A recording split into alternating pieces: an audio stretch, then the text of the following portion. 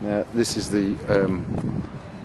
how our recycled plastic bench seating has been used. Well, recycled plastic decking, should I say, has been used for bench seating in this particular place. It's quite a sort of what they call a challenging urban environment, and doesn't actually get very much sun.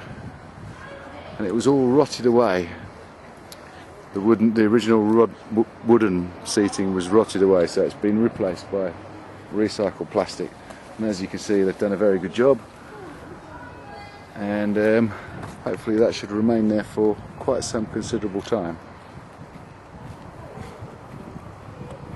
Nice and easy to clean, doesn't split, doesn't chip, requires no maintenance at all, I suppose. You could say no chemicals needed to be added to it. So a perfect solution really to a problem that they've had here. Down here in Greenwich, this is Stanton House in the London Borough of Greenwich, where they've just been replacing stuff again and again and again, and this is what they've chosen. There's more here. So look, yeah, again, more recycled plastic gone all the way around, and even seating areas to the side there.